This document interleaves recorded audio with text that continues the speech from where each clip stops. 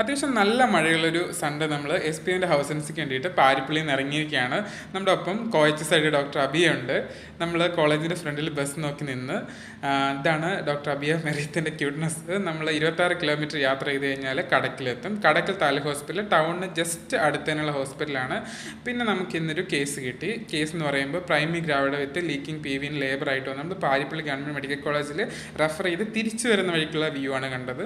നമുക്ക് അവിടെ നിന്ന് എല്ലാവർക്കും മോഷൻ സിക്നസ് അടിച്ചു. ആംബുലൻസിൻ്റെ സ്പീഡ് കൊണ്ട് നമ്മൾ അവിടെ നിന്ന് ഡോംപെരിഡോൺ എടുത്ത് കഴിച്ചു. നമുക്ക് ഹയോസിൻ സ്കോപ്പോളമീനും പ്രോമെത്തിസിനൊക്കെ എടുത്ത് കഴിക്കാമെങ്കിലും പക്ഷേ അവിടെ ഉണ്ടായിരുന്ന ഇതാണ്, അതുകൊണ്ട് അത് കഴിച്ച എല്ലാവർക്കും സുഖമായി. പിന്നെ നമുക്ക് കുറച്ച് റെഫറൻസ് ഒക്കെ ഉണ്ടായിരുന്നു. MTP, അനംബ്രിയോണിക് പ്രഗ്നൻസി, അങ്ങനെ കുറേ സംഭവങ്ങളൊക്കെ നമ്മൾ റെഫർ ചെയ്ത് വിട്ടിട്ട് നമ്മൾ മേളിൽ ഡോക്ടേഴ്സ് റൂമിൽ പോകാൻ വേണ്ടി തീരുമാനിച്ചു. പുതിയ ലിഫ്റ്റാന്ന് തോന്നുന്നു, അത്യാവശ്യം നല്ല ഭംഗിയുണ്ട്, ബെല്ലടി ശബ്ദമൊക്കെ കേൾക്കുന്നുണ്ട്.